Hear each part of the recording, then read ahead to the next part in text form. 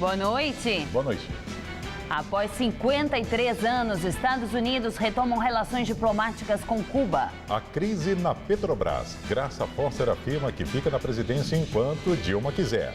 Arrastões chegam às igrejas paulistanas. Na Zona Norte, pelo menos 15 já foram alvo de assaltantes. Mudança no comando da segurança pública em São Paulo. Sai Fernando Grella, entra Alexandre de Moraes. E uma exposição aqui na capital paulista relembra os 50 anos da personagem Mafalda.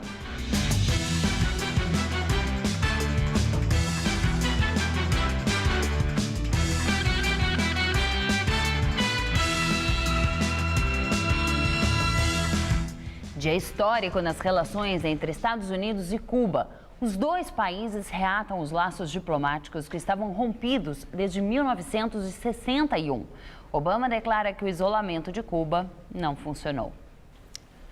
Today, the United States of America is changing its relationship with the people of Cuba.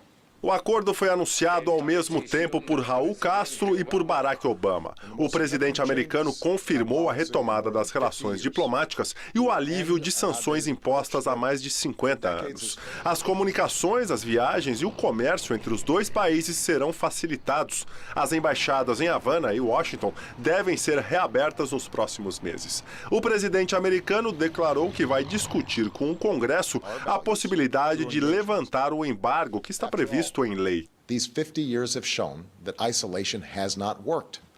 Obama afirmou que o isolamento por 5 décadas não funcionou e que é preciso encontrar um novo caminho. Mas disse que não espera mudanças na sociedade cubana da noite para o dia.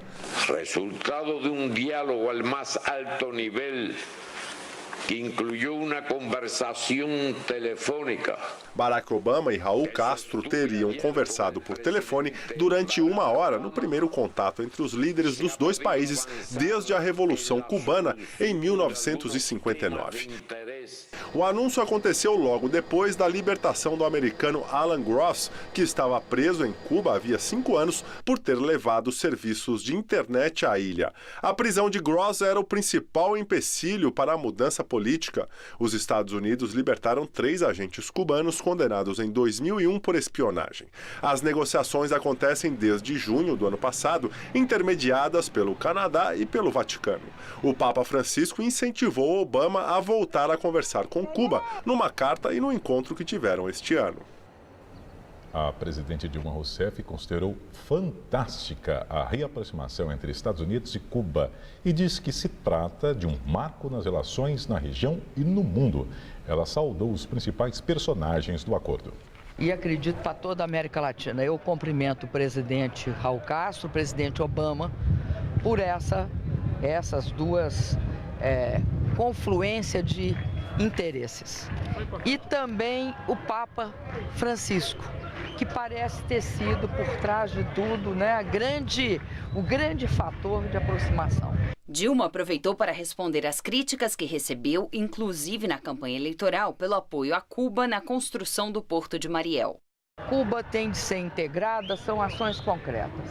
E daí, algo que foi tão criticado durante a campanha, que foi o Porto de Mariel, mostra hoje a sua importância para toda a região e para o Brasil, na medida em que hoje o Porto de Mariel é estratégico pela sua proximidade com os Estados Unidos. Dilma esteve em Cuba em janeiro deste ano, na inauguração do Porto de Mariel.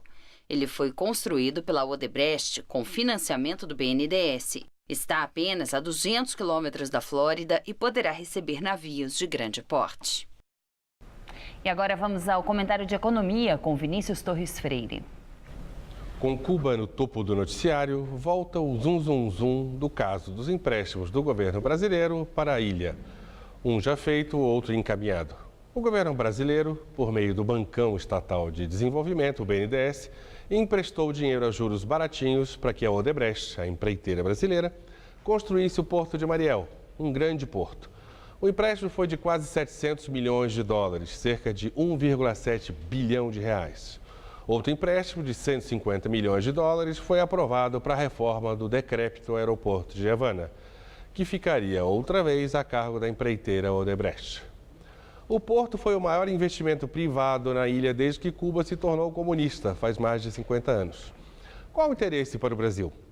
Primeiro, o governo do Brasil dá apoio a outras empresas brasileiras que queiram exportar lá de Cuba ou não, aqui do Brasil também, em geral exportadoras de bens.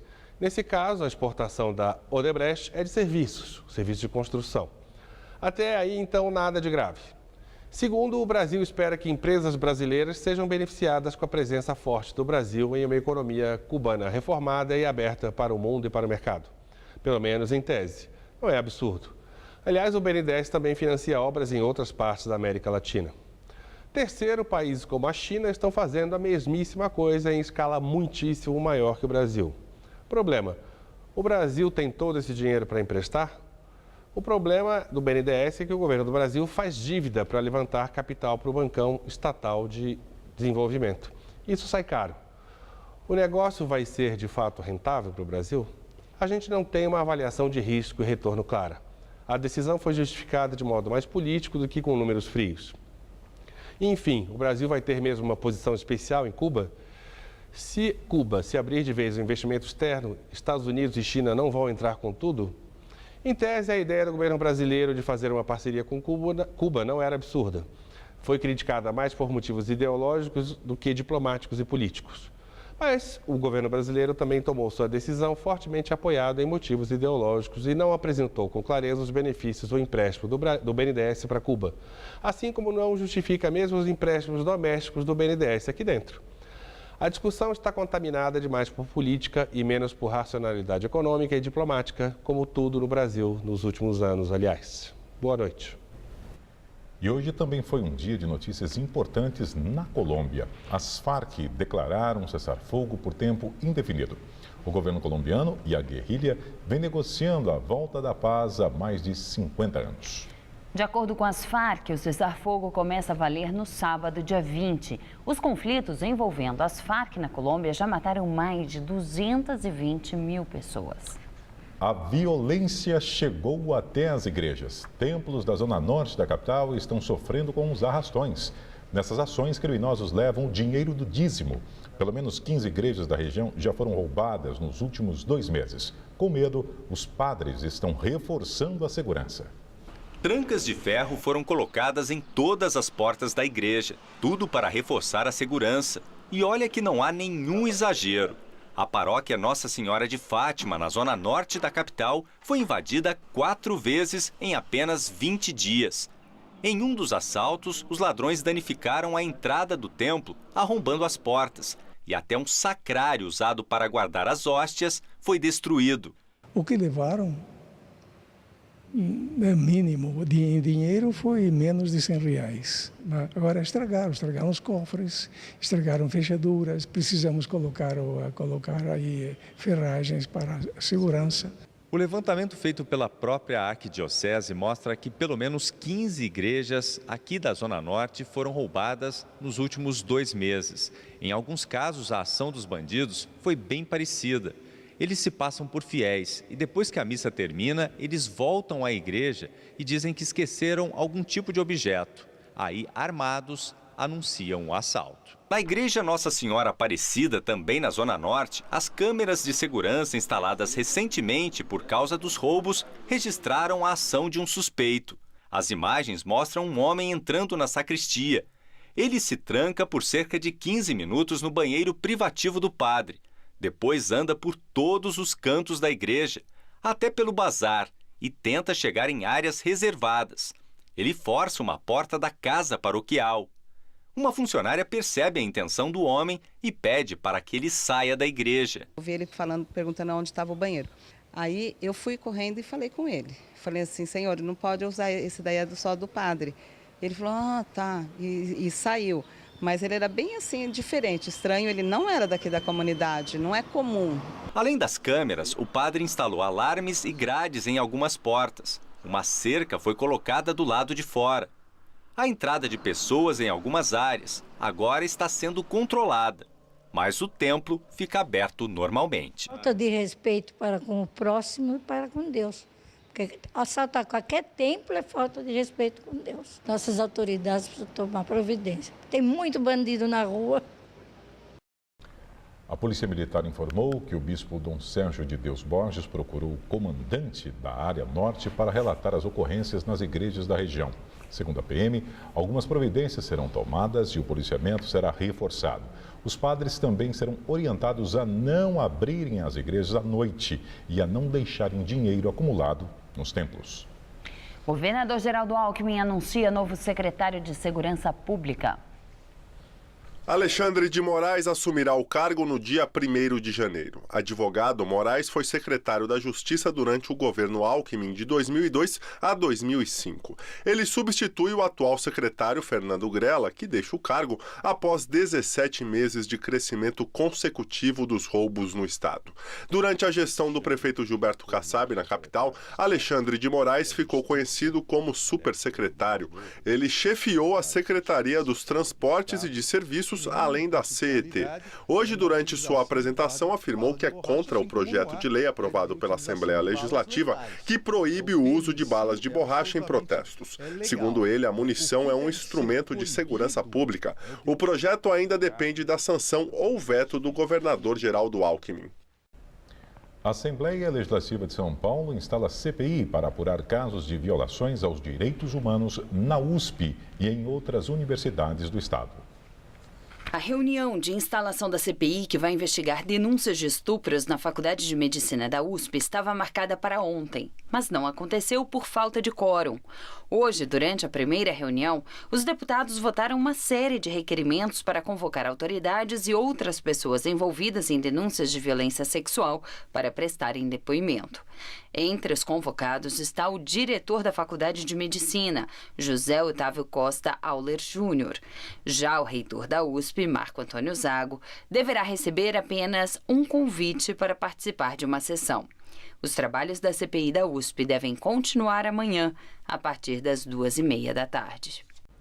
O IBGE divulga pesquisa com uma série de indicadores sociais do país. Um deles mostra que a região sudeste lidera na faixa de pessoas de 25 a 34 anos que não saíram da casa dos pais.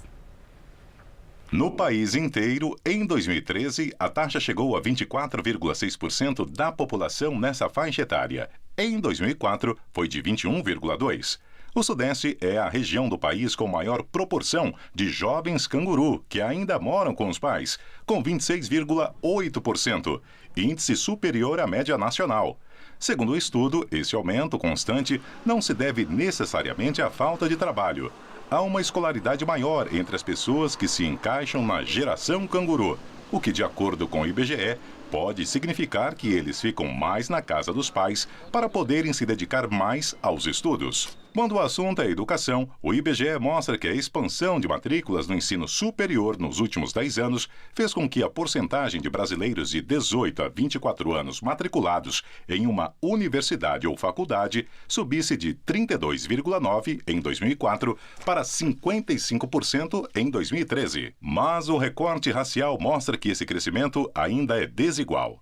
Em 2013, 40,7% dos negros de 18 a 24 anos estavam no ensino superior.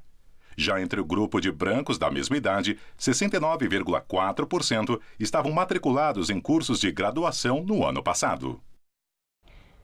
O IBGE revela ainda que a concentração de renda e a desigualdade diminuíram, mas ainda são elevadas. Em 2013, os 10% mais pobres tinham apenas 1,2% da renda do país, enquanto os que ganham mais ficam com quase 42% da renda nacional.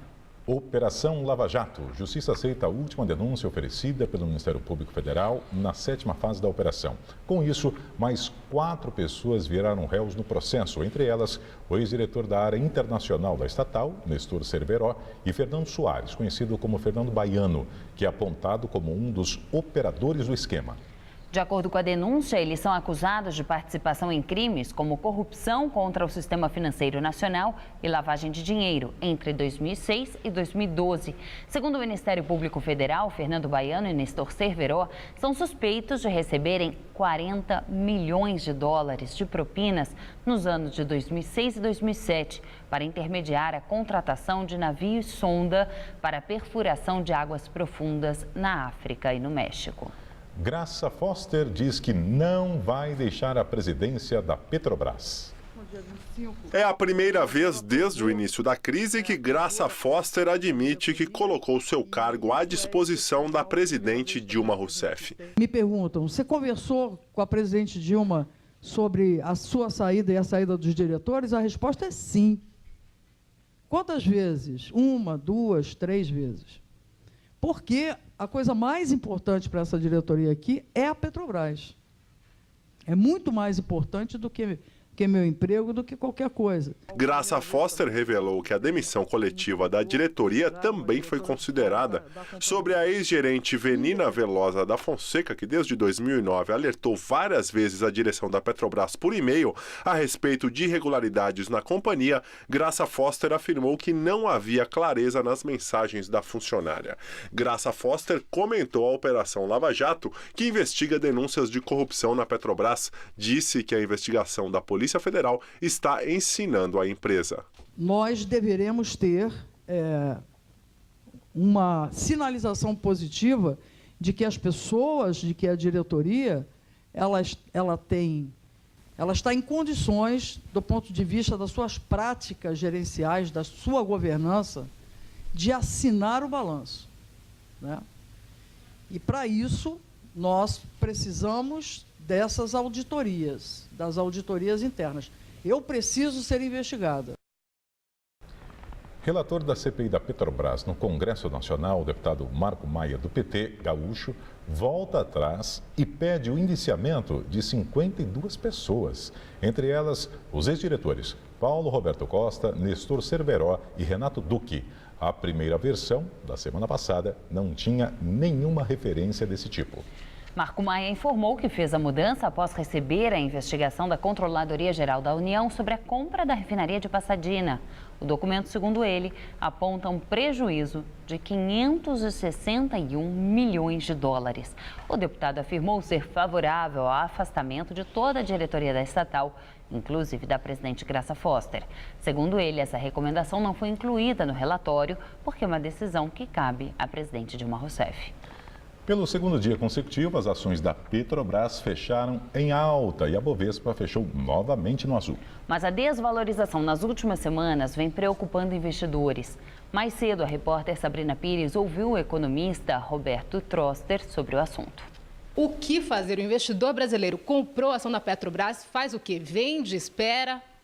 Bom, enquanto não tiver uma perspectiva de alta clara, não é um bom negócio ficar com ações. Tem um ditado assim no mercado que diz que o primeiro prejuízo é sempre o menor. Já caiu bastante, seguir insistindo, existe uma possibilidade remota que mude, mas não é razoável antecipar uma alta do papel. Além desses fatores que você mencionou, você também tem que a viabilidade do pré-sal com a Petrobras pondo 30% em cada projeto, com dificuldade de acesso ao crédito que tem, com todos os parceiros que a Petrobras tem mais fracos financeiramente por conta dos problemas financeiros da Rússia, eu diria que não é uma hora de comprar a Petrobras, com certeza.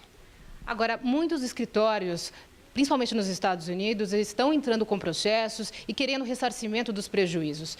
Aqui no Brasil, quem comprou a ação da Petrobras, inclusive incentivado pelo governo, tem essa possibilidade? A lei brasileira é diferente da lei americana. Lá você tem ações coletivas. Aqui você tem individualmente um investidor que se sentir lesado pode tentar, bem como o Ministério Público possivelmente vai entrar com alguma ação de mais improbidade administrativa, mas ainda está por se ver. Agora, professor, como é que a gente pode pensar em curto prazo? Esse nervosismo continua? Infelizmente, sim. O nervosismo no mercado continua. Nós vamos ver o dólar subindo e descendo com volatilidade nas próximas semanas, a Bolsa também. Então, é um cenário incerto. Até você não ter uma mudança de 180 graus na política econômica, o cenário financeiro vai ficar volátil, sim. Só para a gente encerrar, na questão do dólar, quem vai viajar, tem viagem marcada aí para frente e precisa do dólar. Como fazer, já que o dólar está subindo tanto?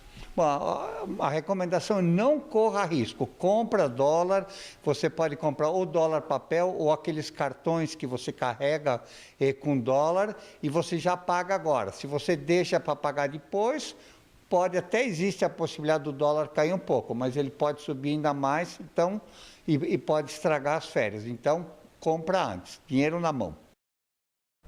E o dólar cai após 6 dias de alta e fecha a quarta-feira cotado a R$ 2,70. Segundo analistas, o mercado foi influenciado por medidas anunciadas pelo Banco Central da Rússia, que tenta conter a desvalorização da moeda do país, o rublo. No mercado interno, ainda são grandes as expectativas sobre os rumos da economia do segundo mandato da presidente Dilma. A partir de amanhã, a chuva volta e, segundo os meteorologistas, há risco de temporais aqui para a capital paulista. Vamos ver então como fica o tempo em todo o estado de São Paulo com Luciana Magalhães. Amanhã os ventos mudam de direção, trazendo umidade e provocando chuva em todo o estado. O sol brilha forte e a sensação é de calor em todas as áreas. Já no início da tarde, pode chover no oeste paulista, onde a máxima chega aos 32 graus em Marília. Nas demais áreas, pode chover forte, mas de forma isolada no fim da tarde. Em São Carlos, máxima de 33. E na faixa leste, máxima amanhã de 32 graus em Santos e também em Caraguatatuba. Amanhã na capital, calor com pancadas de chuva no fim da tarde, máxima de 31. E tanto na sexta quanto no sábado, o sol até aparece, mas o céu pode ficar nublado e chover a qualquer hora. Máximas de 29 graus nos 2 dias. A seguir, Papa Francisco comemora aniversário em meio aos fiéis. E o fantástico mundo da Mafalda. Exposição em São Paulo reconta os 50 anos de uma das personagens mais famosas e inteligentes do mundo. Sem esquecer do luto pelas vítimas do terror, católicos em Roma organizaram uma festa para comemorar o aniversário do Papa Francisco. O Vaticano se transformou num salão de tango a céu aberto. A comemoração dos 78 anos foi do jeito que o Papa gosta. No meio do povo, a caminho da audiência geral semanal, o Parabéns a Você foi cantado em vários idiomas. Das mãos de uma criança, o Papa ganhou um desenho de aniversário. Padres argentinos providenciaram bolo em branco e azul, as cores da bandeira argentina. Eles não esqueceram da cuia de mate e Francisco aproveitou para dar um gole.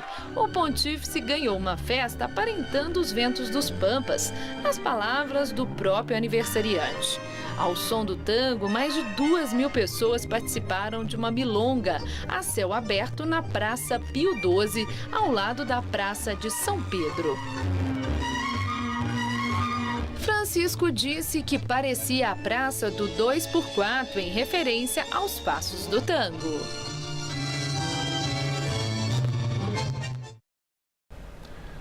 Uma exposição aberta hoje em São Paulo comemora os 50 anos de Mafalda, personagem criada pelo cartunista argentino Quino.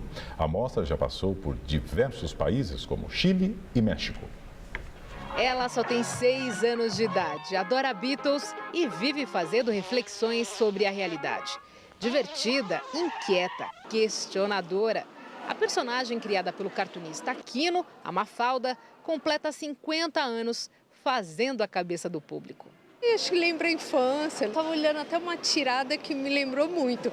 Meus cabelos de manhã. Assim, aquele meio mau humor de manhã. Na exposição, alguns elementos dos quadrinhos foram trazidos para a realidade, como o carro da família, o apartamento de época e até como aquela menina expressava sua indignação.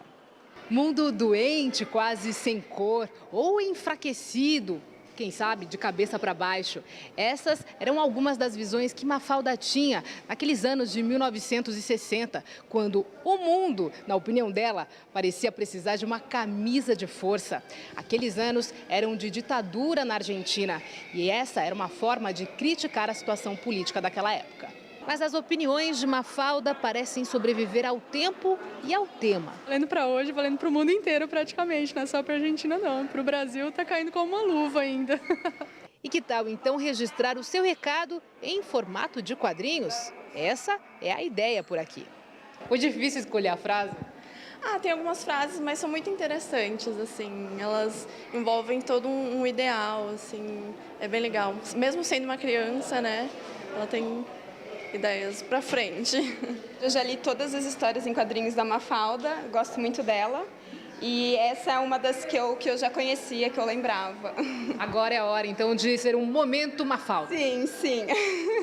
As tiras de Mafalda já foram traduzidas para 26 idiomas e trazem também outros personagens que também estão na exposição, como os pais, o irmão e os amigos dela. As histórias foram produzidas até 1973, mas até hoje são publicadas e populares na América Latina e na Europa. Mafalda, que era preocupada com a humanidade e a paz mundial, virou símbolo da Declaração Universal dos Direitos da Criança da Unicef. O pôster também está na exposição em São Paulo.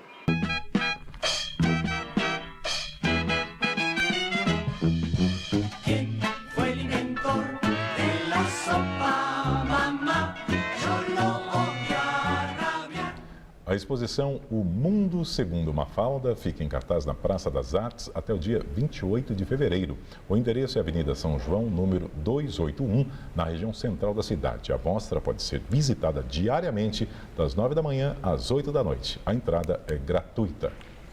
A edição das 10 do Jornal da Gazeta termina aqui. Boa noite. Fique agora com o Rony Fon no Todo Seu. Uma ótima noite para você. Até amanhã.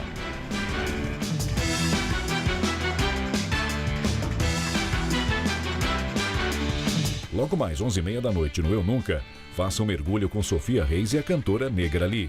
Assista agora Todo Seu e logo após Eu Nunca.